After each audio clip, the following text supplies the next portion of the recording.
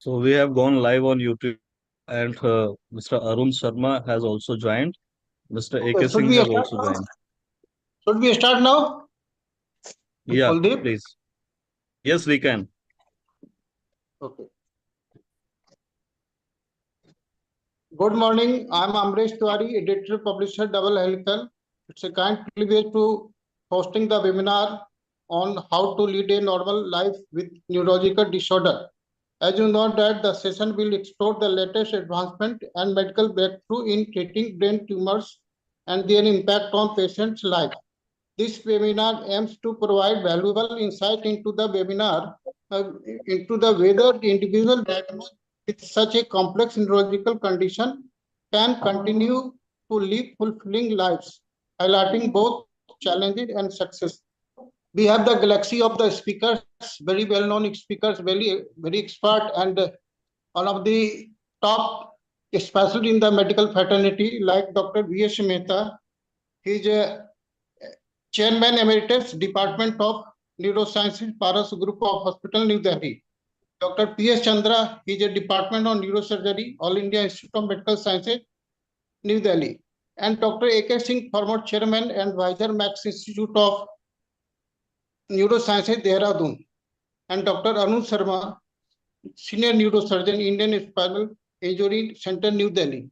And as you know that our well-wisher Dr. A.K. Agarwal, there is no need to introduce him. He is a professor of excellence and former Dean Maulana Azad Medical College and advisor clinical research, Apollo Group Hospital. Now I hand over to Dr. Agarwal to continue the webinar. Thank you. Thank you, Tiwari ji. Very good morning to all my colleagues,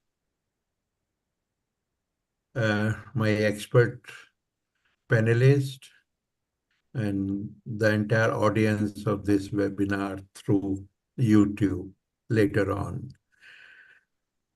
Double Helical is a magazine, perhaps, which is a very upcoming magazine for the health awareness. And for last 10 years, this magazine has given so much information to the public and to a certain extent to medical profession also, that I'm sure big numbers have been benefited. This time, Mr. Tiwari, who is the key person behind Double Helical magazine, has chosen a topic which is very important, and sometimes a topic like I like to compare that once you hear that somebody is having tumor in any part of the body, then perhaps there is always a scare, well, I'm suffering with tumor. But at the same time, the moment you come to know that you are suffering with brain tumor, then the perception is even, I like to say, the public gets scared that brain tumor, oh my God. So we'll start the discussion because ultimately it's a question of detection, it's a question of treatment, it's a question of rehabilitation, it's a question of palliation. So my first question will go to my senior colleague, Dr. A.K. Singh. Dr. Singh, sir, are you there? Sure. I'm here. Thank you. Namaskar, Thank you, Dr. and thank you for being here, and good morning to everybody. Yes. Welcome to Dr. Arun Dr. Sharma. Singh, yes. Dr. Singh, you can hear me now? I can. Okay. Well, we all know Dr. A.K. Singh had been the professor head of neurosurgery in GB Pant Hospital, Maulana Azad Medical College. And thereafter, he had been looking after many big corporate hospitals and ultimately the Max group of hospitals, and based at Dehradun. Dr. Singh, as I was trying to initiate the dialogue, that when the moment you talk about tumor, there is a scare. But the moment you talk about the brain tumor, the ordinary person gets scared. Brain tumor, my God, what will happen to me? And what is going to be the future of my life? So my question is very straightforward question that in what way the brain tumor is different than other tumor, whether it is benign or malignant, other tumors in different part of the bodies, and why it is so. Very pertinent question, but it is obviously not one question. It is multiple questions rolled into one. Yes. To begin with, basically, what we have is that tumor word in brain tumor is an all-encompassing word that we need to understand. It includes tumors that are cancerous and includes tumors that are non-cancerous, and therefore the prognosis outlook of both varieties of tumors is different from each other. That's one part. Before we go into detail later on, the second part is that brain is a part of the body which controls every other part of the body. Your hand power of the hand, the power of speech, the power of understanding, the power of seeing are all located in the brain. So when the brain gets affected itself, then that means it affects that particular function, body part's function also. It is like the CPU of the entire body. The CPU develops a problem. The peripherals like the arms, the eyes, the legs also develop a problem, which means the quality of life goes down even if one lives. That danger is there. Number three is that perceptions linger on. Inevitably, our mind has a tendency to linger on to the negative. So we hear stories of somebody who had a brain tumor and is now a paraplegic, is not able to speak, or has a problem, or is no longer alive. So we focus on that rather than on the larger number of people who have actually survived and are quite okay. So these are three interlinked aspects, which I hope we will explore in greater detail as the time passes, as we continue discussing further. So definitely what you mentioned that since the brain controls the entire body, any part of the brain having a tumorous portion may affect depending upon wherever is the tumor is, Yes. right? And then that will depend upon that what sort of disability or what sort of symptomatology or weakness or neurological weakness and all arises. I'll come back to you again after some time. Dr. Mehta? Yes. Dr. Mehta, in Yes. your vast journey of as neurosurgeon, professor of neurosurgeon, right, beginning in All India Institute and now in Paras Hospital, what had been your experience since your early exposure as neurosurgeon versus now? Are we having increasing number of the cases? Number one. And number two, is it increasing because of any external factor, or do you think now we are more aware of it and the diagnostic facilities have increased? So as you rightly said, the number of brain tumors are increasing mainly because of the detection facilities. Now the MRI and CT scans are available at every part of the country, and the as well as the awareness. Earlier, there was concept that little headache or little visual loss, it may be because of eye or because of the something else. But today, because of the awareness, with slightest symptom, patient gets CT or MRI done, and therefore we are easily detecting these tumors in a much early stages. So that is the answer to your question, that we are detecting these tumors as well as the awareness have improved and increased.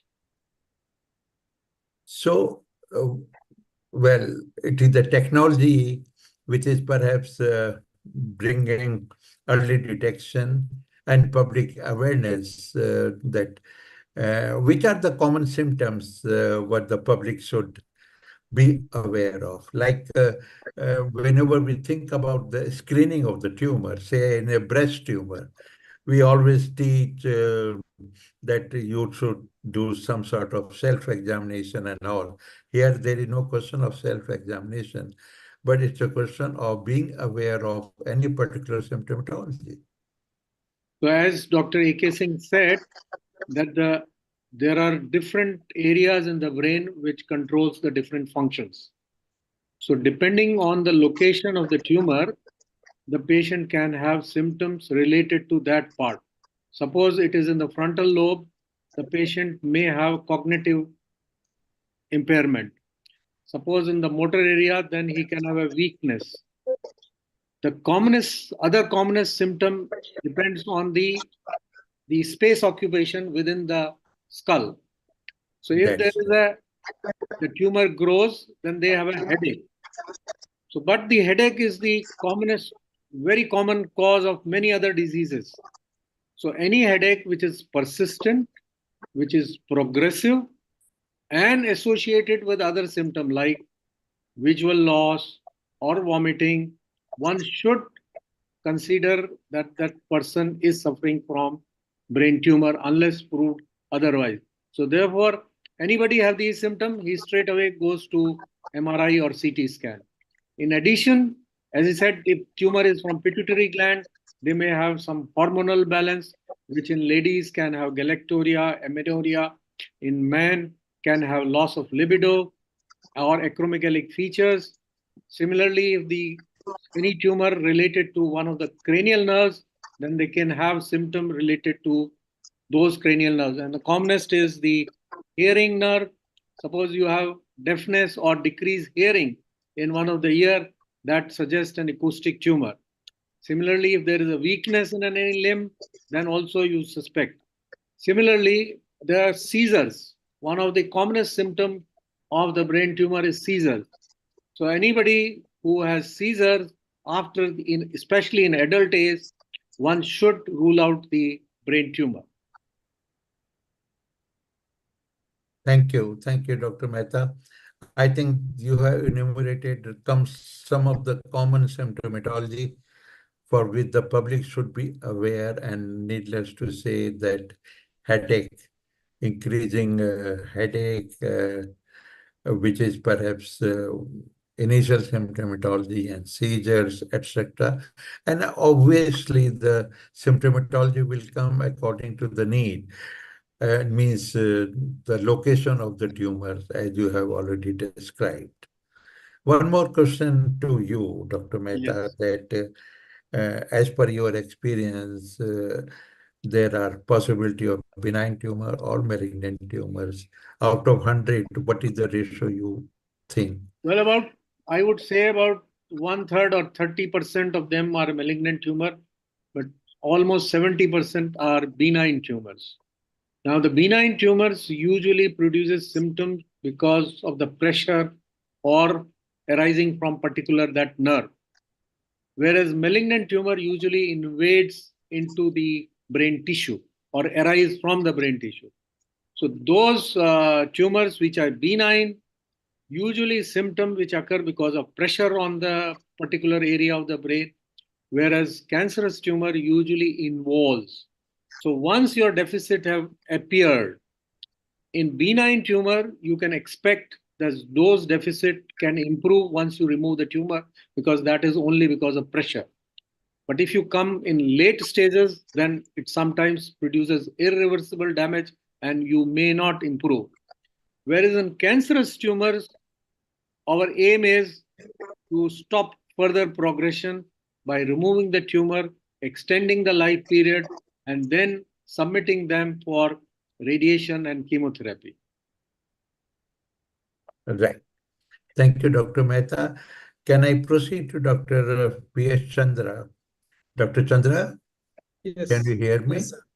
Yes, sir. Welcome to you. Dr. P.S. Chandra is Professor of Neurosurgery in All India Institute of Medical Sciences, a very advanced center as regards the neurosciences is concerned.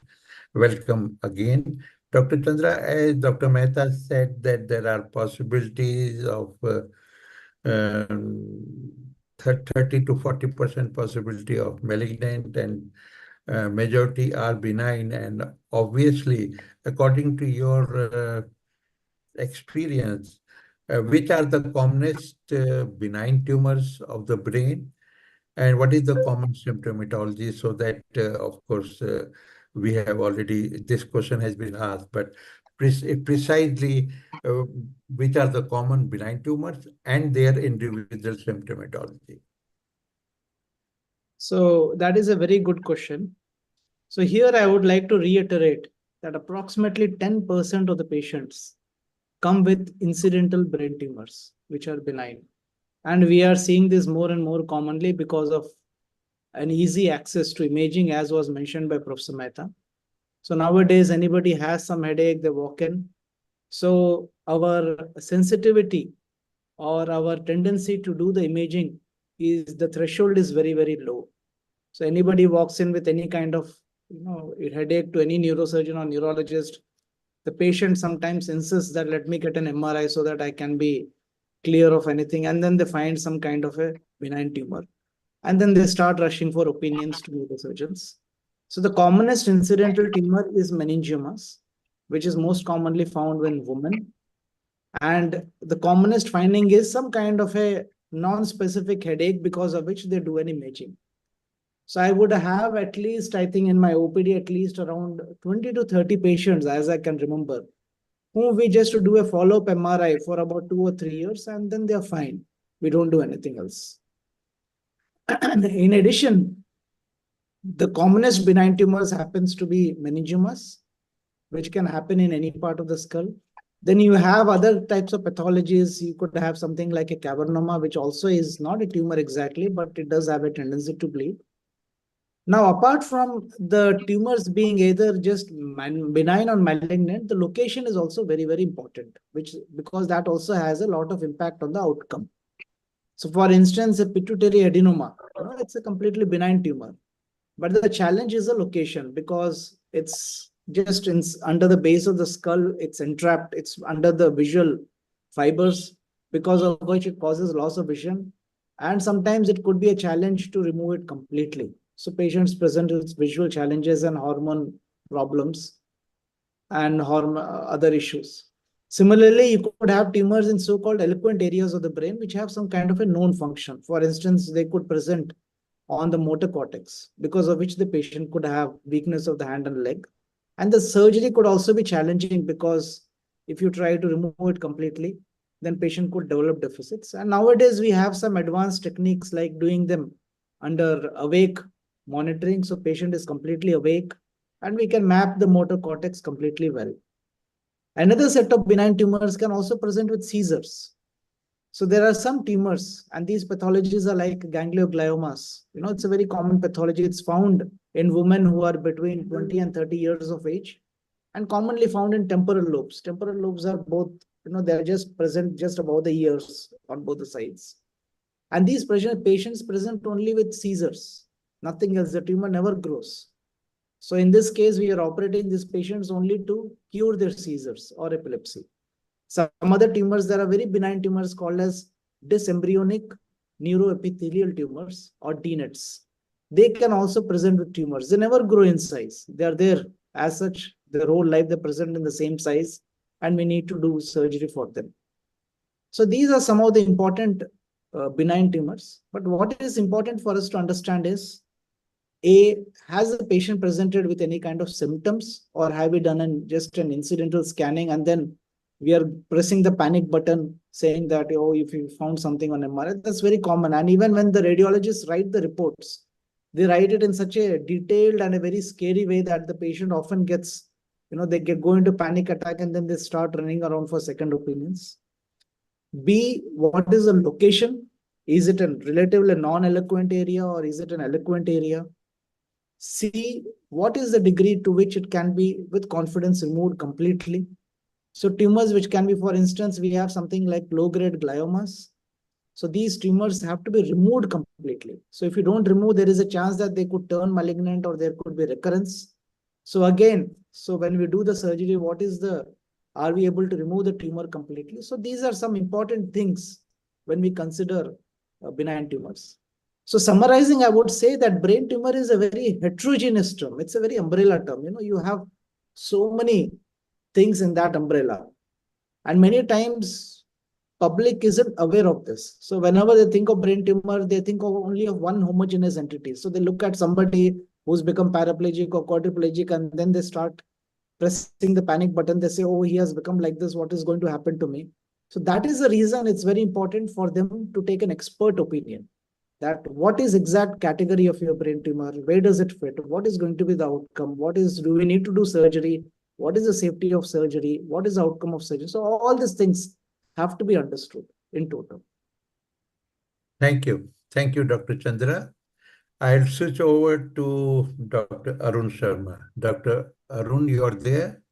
Yes, sir. Good morning, sir. Good morning.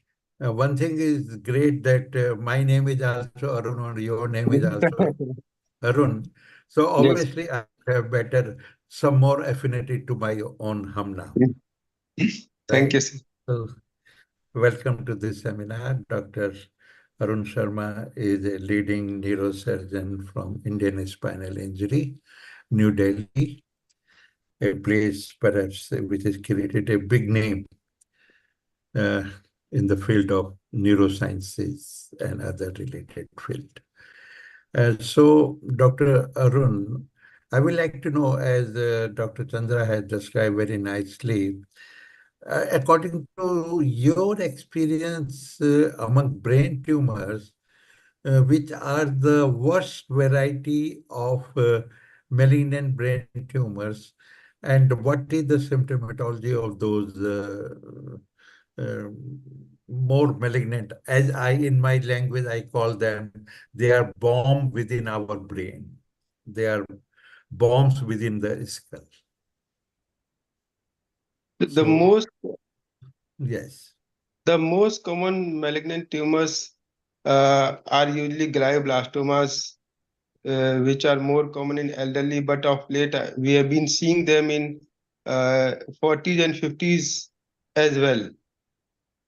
And they are very rapidly growing, and the patients usually present with either chronic headaches of a not very long duration, like 2 months, 3 months, or mostly with some speech difficulties or weakness of the limbs.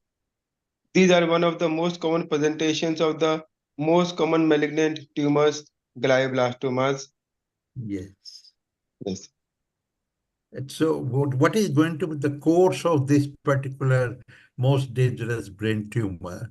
And on day one, when it is detected, versus day after 7 days, in what way they grow and what way the patient will come to know, my God, it is something which is growing very fast. And as a clinician, you will also be observing. So these glioblastomas are very rapidly growing. When the patient comes to know of it, when the doctor tells him about these glioblastomas, the prognosis is not very good in these patients. The median survival of good quality life is usually 6 to 18 months in such cases, but there are people who have survived even longer after radiation therapy and chemotherapy and good excision. So overall, the prognosis of this is not good, and the family is also devastated and depressed after knowing of these tumors. After excision, the patient usually goes in for radiotherapy and chemotherapy, and even after radiotherapy and chemotherapy, the majority of the patient land with the recurrence, and recurrence is very fast. It may be ranging from 6 months to and around 2 years, 3 years, but most of them usually recover within first 18 months. Some may be having a small nodule of recurrence. Some may be having very large tumors, even larger than the original size of the tumor. And even after best efforts, radiotherapy, chemotherapies, the patient may not be able to make up well. Thank you. Thank you, Arun. Now let me go back to Dr. A.K. Singh. Sir, Dr. Singh, can you hear me? Yes, I can. Okay. I'm waiting. It's a very listening interesting to you. observation in my mind. And sir, when you were a resident or you started your career in neurosurgery, you used to diagnose brain tumor, right?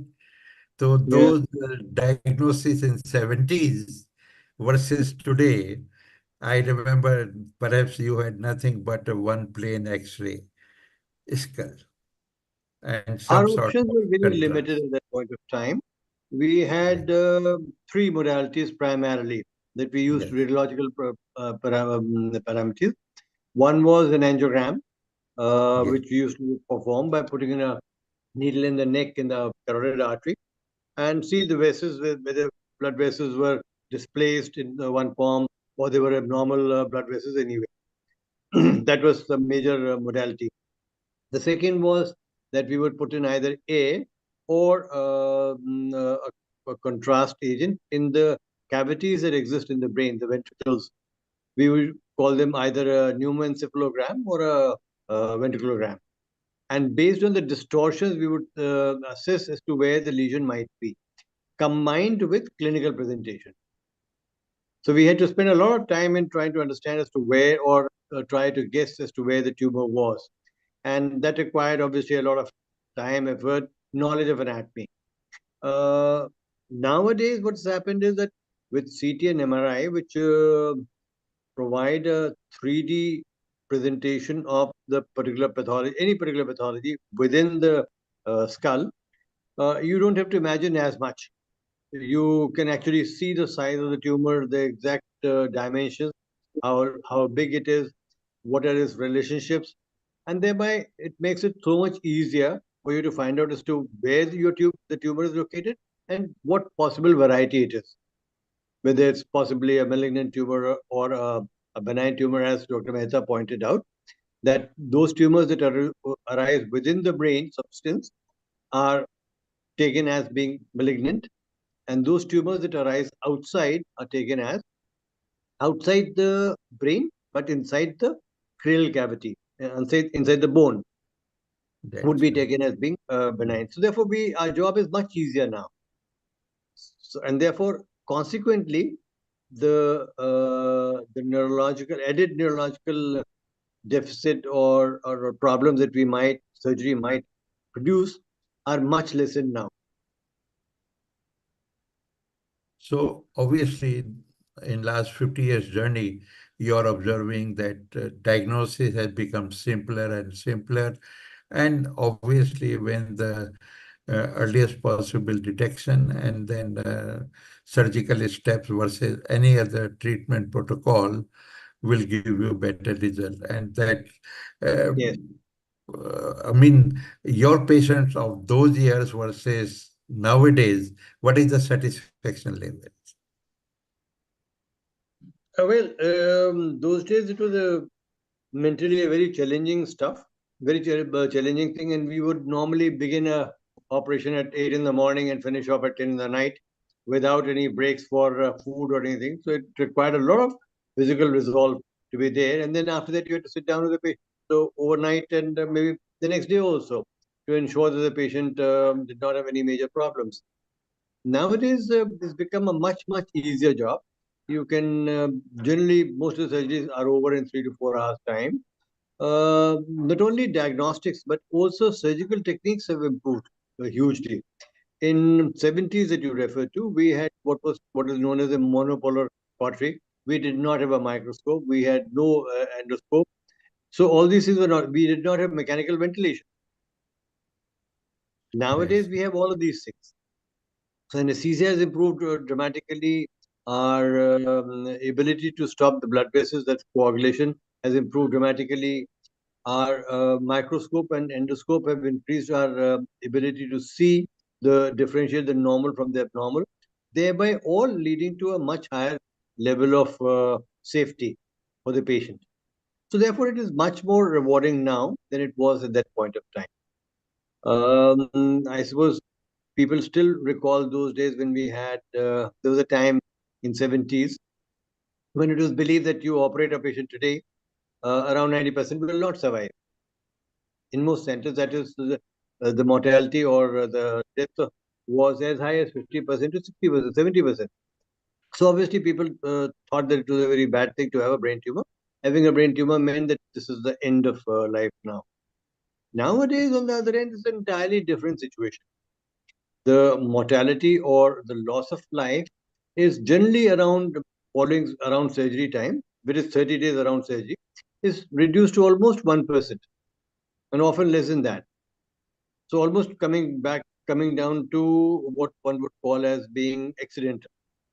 And the ability to be able, as Dr. Mehta was pointing out, with the benign tumors, you operate after 6 hours, the patient is eating, drinking, talking. I mean, that depends, obviously, what the situation was earlier before you started operating. Obviously, somebody was unconscious earlier, had a weakness, gross weakness, then that won't revert overnight. That may not recover. But if the person was walking around, talking around, still had only headache or a seizures, as Dr. Sharachandra was pointing out, only seizures, then the possibility is very strong that within the next 24 hours, the person would be eating, drinking, walking.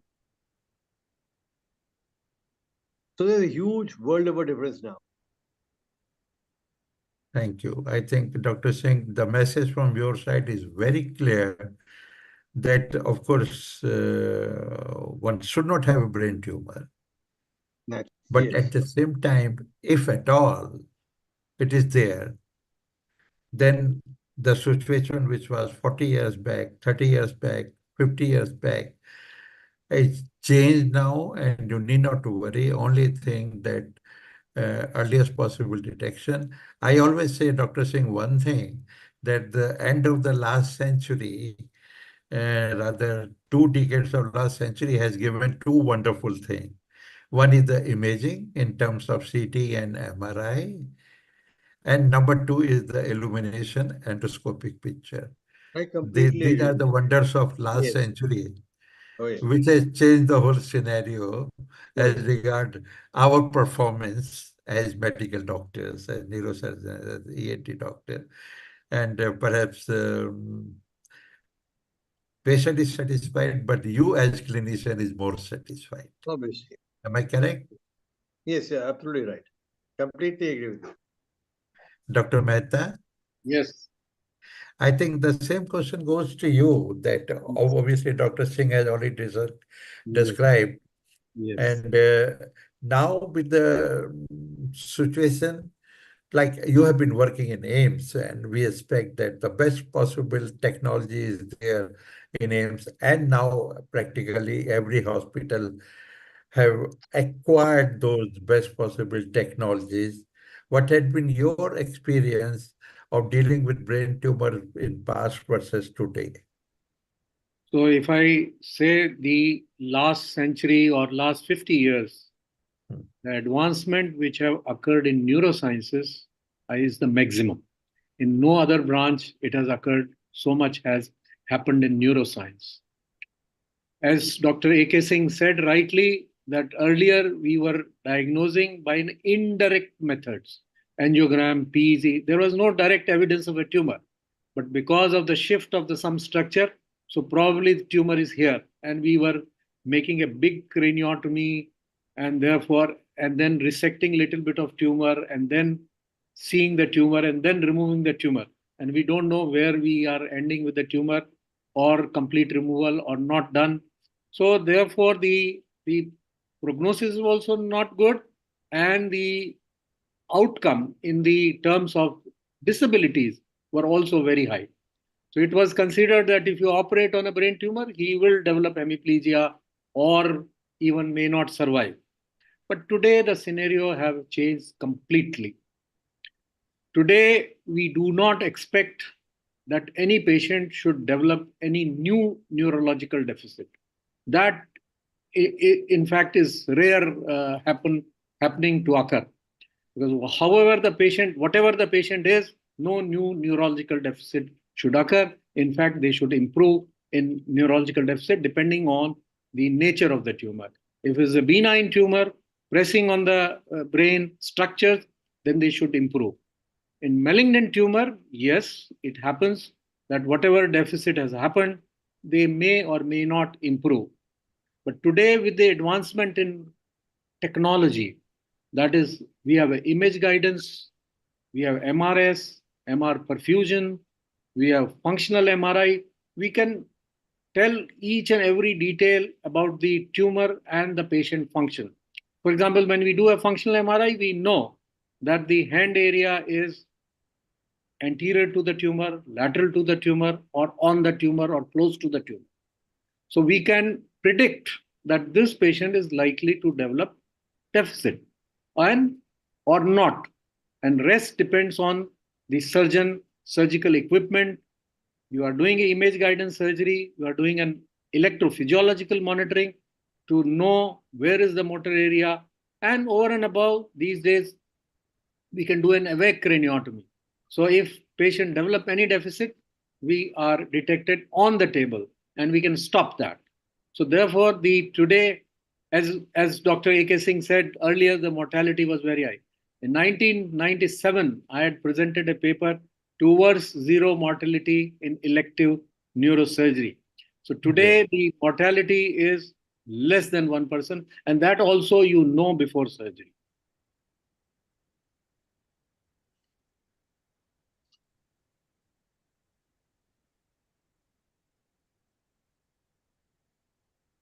Dr. Mehta? Yes. Sorry, I couldn't hear you. It's okay. It's okay. So thank you very much for giving hope to the entire public that today things are so advanced that unfortunately, if the suffering is there, one can always get the best possible treatment, and less than 1% is the mortality. That really brings up the hope of the person and society that brain tumor is bad, but need not to worry. Dr. Chandra, can you hear me? Dr. Chandra? Yes, sir. I can hear you. That's right. So after hearing two important discussion regarding old and the new era as regard the brain treatment, and of course, you are a very experienced neurosurgeon, but definitely somewhat younger than those like Dr. A.K. Singh and Dr. Mehta. And you are experiencing the surgical aspect of tumor with all the latest technologies you are having. Which are those technologies which have facilitated you as surgeon? And where do you think is going to be the future?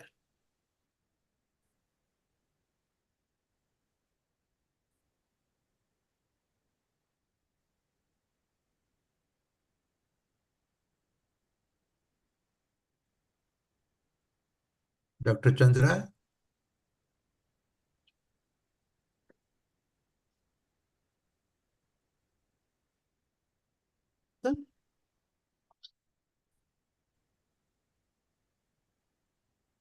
Dr. Chandra, Hello. please.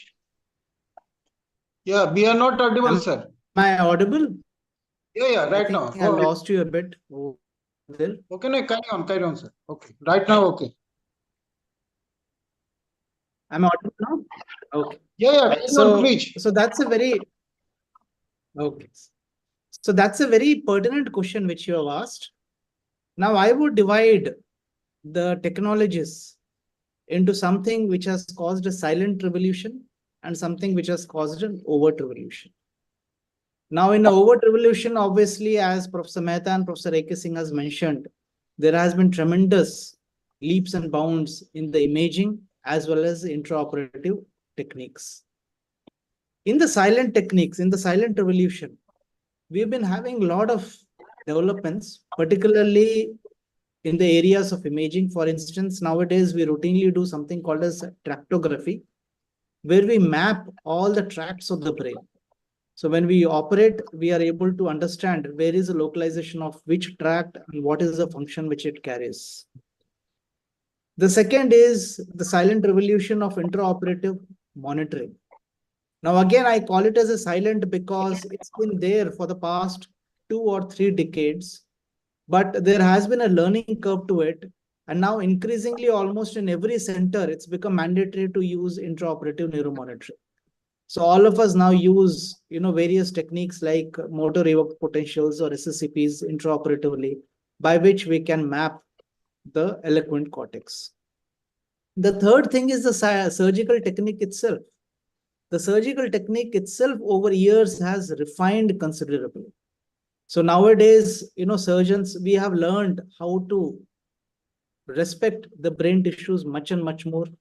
We nowadays perform something called as retractor-less neurosurgery, which means we do not apply any retractors. Again, this has been a silent revolution. This has been incorporated into training. So we have tumors anywhere. We use less and less retractors, or we don't use any kind of retractors to, retract away the healthy brain. And then similarly, there has been intraoperative fluorescent techniques by which we can identify tumors intraoperatively. And then more recently, we are using even techniques like visual evoked potentials. So we are operating tumors in the visual areas or close to the areas of the brain, where we can, do intraoperative visual evoked potentials and then identify which are the tracts responsible for vision. In addition, in the areas of epilepsy, again, there has been considerable development. So we know that some tumors present only with epilepsy. So nowadays, we are able to implant electrodes inside the brain, and we are also able to map out the entire networks which cause epilepsy and then remove the tumor and the abnormal networks around it very, very safely. So these are some of the technologies, and they are constantly emerging and they're modifying itself. So it's not a single technology. It's a group of technologies which is modifying, remodifying, and evolving continuously, and again being used by the surgeon, and the surgeon feels more confident with it. Again, the technology is evolving. For instance, neuronavigation. So about a decade, even a decade back, neuronavigation was a luxury in most of the departments. But nowadays, it's mandatory. And the neuronavigation itself has evolved quite a lot. So using neuronavigation, not only can you very accurately localize the tumor, but you can also go to more advanced algorithms, like you can look at the tracts, you can look at other areas, you can do a lot of stuff with it. So I would say that, as Professor Mehta has pointed out, I don't think in any other subject has there been more development than in neurosciences, because it's obviously a very exciting area. Everybody is interested. Even Elon Musk is interested, because we want to know what is happening inside our brain. We want to know how do we exactly think. So that's a very fascinating area. And that's the reason why technology is really pushing the limits of safety quite a lot. And that is leading to the evolution of technology.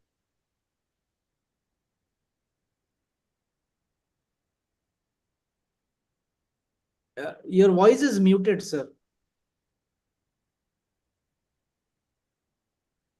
Sorry. Thank you, Dr. Chandra. And that lead to another question in my mind, which I'm going to put up to Dr. Arun Sharma. Arun, Yes, you sir. are there? Yes. Yes, Arun. When we just now, Dr. Chandra has pointed out the way technology has come up and neuronavigation. So once we talk about neuronavigation, obviously people, the public is fully aware, and they perhaps want certain technology to be available to them. So what is the status of robotic surgical tools as regards the brain tumors are concerned? And are they really useful? If so, ultimately our aim, all the panelists will agree with me, precision, precision, and precision. Whatever step we are taking, it is for the precision. So what is your opinion? And after you, I will request anybody else to comment upon the status of robotic surgery. So, Arun? and not exactly robotic surgery exists in the field of neurosciences, but neuronavigation is no less than robotic, because neuronavigation and the intraoperative dyes, they help you to define the extent of tumor, better help you to remove the maximum tumor and make the patient tumor free. You achieve good margins without too much of retraction, as Dr. Chandra sir has said. The dyes also help a lot in identifying the intraoperative status of the tumor during surgery. After surgery, there has been intraoperative MRI have been established in some of the centers, which help in taking the images, MRI images of the tumor after the surgery. But neuronavigation is no less than the robotic surgery. Right. Sir, can I make a comment, sir? Yes, please. Please, Arman. So I would say that robotic application is one of the most exciting area in the development of neurosurgery. So at AIIMS, we have been having a robotic system for the past 7 years, and we have done more than 600 cases using the robot. Now, before I say robotic application, I would like to tell you that there are various categories of robots. In fact, there are 5 categories. So the highest form of the most complex category is where the robot does everything on its own. It even does its planning, it does its surgery, it does everything, which doesn't exist anywhere in the world. So even so-called Da Vinci robots, ultimately it's driven by the surgeons. It's not as if it's got an artificial intelligence and the robot is doing surgery by itself. Now in neurosurgery at this point, what robotic device has achieved is that it is able for us to reach to a target very, very accurately. And it has been able to provide a very stable arm so that we can use this arm in order to do some kind of surgery, or we can do some kind of access to this target. So currently the use of robots is not so much, because it helps us to take us from a point A to point B in a very, very accurate manner. So it is used for placing electrodes very accurately in the brain. We call them as stereoelectroencephalography. So we placed over 1,000 electrodes in AIIMS, and we use this mostly for epilepsy in order to map out the abnormal networks. B, it could be used to hold some endoscopes so that one could do endoscopic surgery very, very accurately. And C, it could be used to do some kind of a minimally invasive surgery.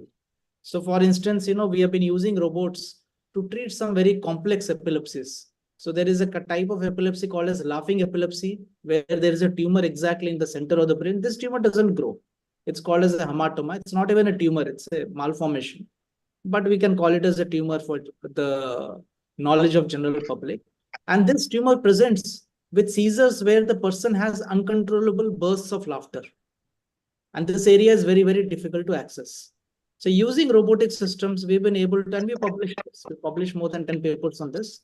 We've been able to create electrodes which can go to this area, and we burn the connection between the tumor and rest of the brain. And more recently, we are using robotic systems in order to, again, disconnect one whole half of the brain from rest of the brain, which we call as a robotic guided hemispheric disconnection. Again, this has been published. It's come on the cover page of JNS. So here it's a bloodless technique, because these are kids who present with severe epilepsy. They have 100 to 200 seizures a day. So we disconnect one half of the brain. So yes, robotic application is very much there, and it will be very exciting for us to see how they evolve. So we are all looking how robots can be integrated with AI to see if they can actually do the entire surgery themselves. But in neurosurgery, as of now, there is only a limited role, but definitely there is a very, very important role for that. Thank you, Dr. Chandra. And needless to say that robotic and AI is perhaps one combination which is coming up, and especially AI for various aspects of brain tumors is very important. Perhaps today we'll not be talking about AI, but I will like to go back to Dr. A.K. Singh, sir. Dr. Singh? Ji. Sir, I I was keen to know that along with surgical aspect, depending upon the nature of the tumor, at times you do recommend radiation and medical oncological support. Nowadays, medical oncological support, perhaps they start claiming a lot different tumors, malignant tumors, and I've gone through certain reports, and perhaps their uh, jurisdiction as regard the uh, what you call, I won't call cure, but to a certain extent extending the good quality of life. What is your opinion? The Especially two things that you, immunotherapy or yeah, you mentioned the other, what we currently continue to call them as adjuvant therapies. yes. That is radiation therapy, medical therapy, and immunotherapy. Now, radiation therapy obviously has a lot of role, and it is useful in many varieties, from malignant to benign tumors, and depending upon the location. And we have many ways in which we provide it. The two broad groups being teleradiotherapy and brachyradiotherapy. Brachy is very less commonly used, but teleradiotherapy is often used. And we have three major modalities: standard teleradiotherapy, cyberknife, and gamma knife. And that's as far as precision is concerned, depending upon where you want to irradiate. About medical oncology therapy, we have comparatively lesser applications in the brain than the rest of the body. Brain, there are some tumors which are responsive to hormone therapy or drug therapy of different varieties. One of which are the functioning tumors of the pituitary that I think Dr. Mehta had alluded to. Uh, there's a variety which is commonly known as prolactinoma, which produces galacturia and other such things. That responds very well to medicines that would suppress the formation of prolactin. Then for malignant tumors, we have basically only one medicine, that's temozolomide, which is found to be useful. But then that is an addition, add-on. After radiotherapy and chemotherapy, it would extend life by another 10%. So, and then we have medulloblastomas where chemotherapy works. Immunotherapy of different varieties has been tried, has been actually been going on for the last 30 odd years that I'm aware of. The results have been somewhat mixed. The different varieties that have been tried. Every now and then something or the other comes out promising, but on further trials, it is yet to meet the general wide application. So as of now, one hopes that there would be soon enough some medicine or some immunotherapy that would work against the most common tumor and the most devastating tumor, glioblastoma multiforme, for which we have actually currently no cure at all. Thank you, sir. I think you have given us a brief about the adjuvant therapy. Dr. Mehta, Yes. a lot of articles are coming in not only medical journals, but in our WhatsApp industry also, and which perhaps gives some hope to those who are needy. People are talking about high frequency MRI guided ultrasound therapy.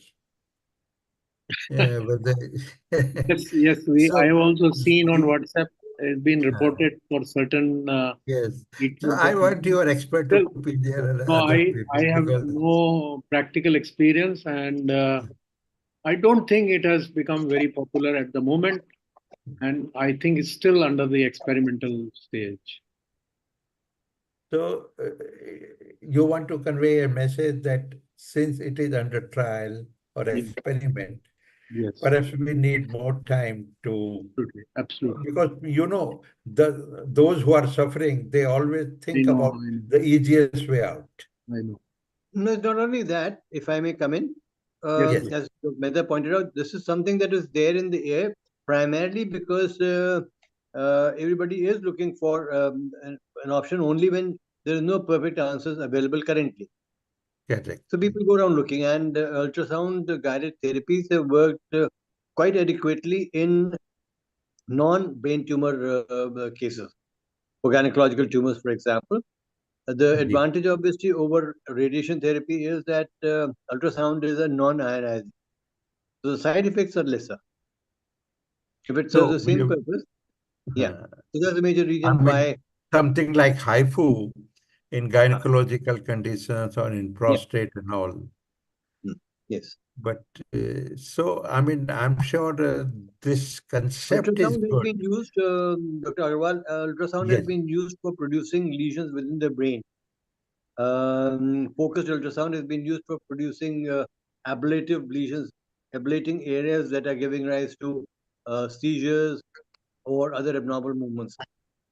So the proof of concept exists, but when it comes to treating tumors per se, there are some initial reports, but beyond that, no long-term applications as of now, as Dr. Mehta is pointing out. So is it okay if I can make a comment? Yes, yes, my dear. So, sir, focused ultrasound, we are getting it in AIIMS. In the next 6 months, we'll be installing it. And because of which, I had the opportunity to read all the papers and also visit a center which has been doing focused ultrasound. Currently in India, we have one focused ultrasound facility in Coimbatore, It's in Coimbatore. which Yeah, is a I know. private entity, and it charges quite a lot of money. And Hmm. in AIIMS, hopefully, we'll be able to provide it at a very, very economical cost. Now, like Professor A.K. Singh says, the only indication which is FDA approved for focused ultrasound is for patients with Parkinson's disease when they have a lot of tremor. So that is where it works, and it is And really perhaps good. epilepsy also? Epilepsy is still not FDA approved, sir. Ji. The thing is going on. Currently, the only FDA approved is for Parkinson's when they have tremor. So the advantage is you don't put any incision. So the patient walks in and within 2 hours without an incision, he goes back home without any tremor. So that too for some indications. Similarly, in epilepsy, there have been studies for some areas to show that it could be useful. But again, the indications are still evolving. So it's a very expensive tool. So one has to really think whether one can actually, it's really worth to getting it. So the way it can work is you could have some tertiary centers where it's available, and then definitely that area has to, collect these patients who can be given this treatment.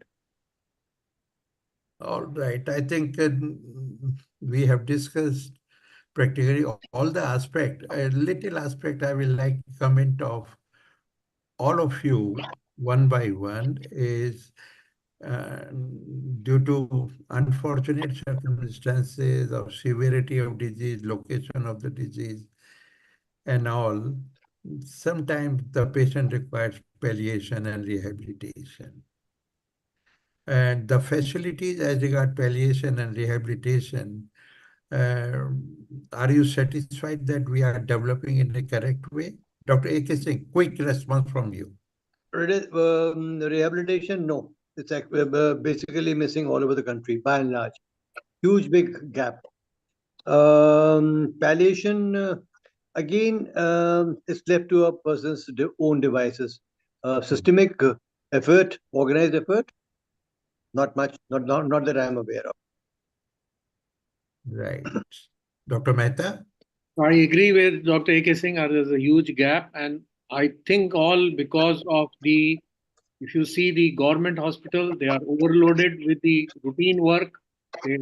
Unless you have a separate center for such rehabilitation and palliation, I think it may not be possible.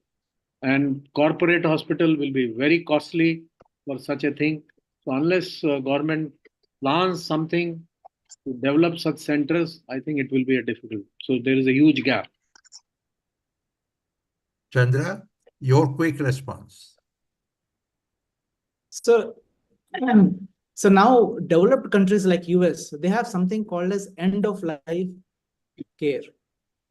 So people who have terminal diseases or who require support, who cannot be taken care at home. So they have some kind of intermediate services where they can be provided the basic support to give dignified healthcare. They know the patient is dying, but still you give some dignity to the life, which is sadly missing in our country.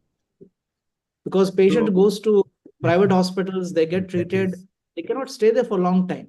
They that stay in is the right, ICU, very they are good. charged 1 lakh rupees per day, and then they go to And- general ward. So it's not a media where they can afford long-term palliative care. So definitely, as pointed out by Professor A.K. Singh sir and Professor Mehta sir, this is a huge gap which we need to fill up at this point of time. And that is why I thought, let me point it out, and the responsibility goes to everybody, including us too. Dr. Arun, what has been the role of Indian Spinal Injury Center as regards the rehab and palliation is concerned? The Indian Spinal Injury Center has a good rehabilitation center.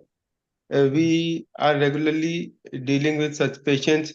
We help them with psychological counseling sessions, speech therapy, cognitive therapy, and we encourage social interaction I fully of the agree. patients with their relatives. But the proper formulation of such a policy, I think the AIIMS and Sharat Chandra sir can help in formulating such policy at a central government level to establish rehabilitation centers across the country for such post-op rehabilitation of brain tumor patients. So in the last sentence, I can say that if the person is suffering with brain tumor, he will definitely like to go for the best possible modalities. And depending upon nature, there may be some sort of remnants, and he will like to have best quality of life. And of course, it is his right. And this is our duty also to give best possible. And here is the gap. So let us all work together for best quality of life, which is, as compared to Western world, is perhaps lacking. If a country like US having a 1/5 of population of India can give, why can't we give? So let us have the target for that. So with these remarks, I would like to say thanks to all my panelists for sparing their valuable time, and I'm giving it back to Mr. Tiwari if there are any questions. Sorry, we have already finished 1 hour, but the discussion was so interesting. But I'm sure we'll like to have some question in next 5 minutes. Sir, this You question want go to Professor V.S. Mehta. One of my viewers is willing to know that. Can you share, would you like to share some success story where patients with the brain tumors are able to resume normal life, fulfilling lives after treatment? Yeah, there are large number of benign tumors have normal life. Only initially in post-operative period, if they have suppose some deficits, they also improve over a period of time. And the only sometimes they have to take precautions for the seizures. So seizure medicine sometimes continued for a longer period. And if they have no seizure for say few years, then we stop. And if MRI does not show any tumor, then we stop even anti-epileptics also. Thank you. One question from Niti Arora from Bangalore. This question goes to Dr. Sharat Chandra. Sir, as you know that All India Institute of Medical is one of the premium institute of the public sector. So can you tell me, as a lot of patients are coming to AIIMS for different diseases, how one can quickly reach out to the brain tumor department in AIIMS? Keeping the long queue and rush in mind, is there a way for patient to reach out to the doctor for brain tumor disease?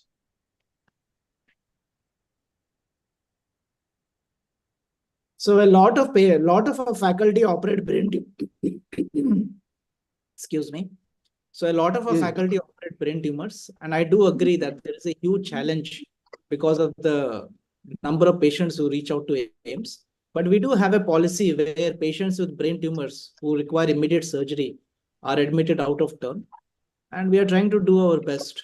There are limitations to what we can do, but yes, we are doing our best. We have a waiting list, but any patient who comes with a brain tumor, he is admitted out of turn and operated as early as possible. This question goes to Dr. A.K. Singh. Sir, this question raising from Jaipur, Tejas. One of my viewers, Tejas from Jaipur. how important is the physical rehabilitation after brain tumor surgery, and what does a physical rehabilitation process look like? What do you say? Basically,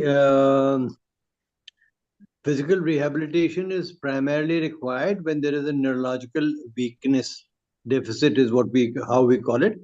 When somebody has a weakness or a loss of sensation or a difficulty in understanding. So depending upon the kind of a problem a person has, the rehabilitation program is done accordingly. Supposing somebody has a swallowing difficulty because of the illness that the person had, then the swallowing rehabilitation exercises are given. Somebody has a speech problem, then speech therapy is to be given.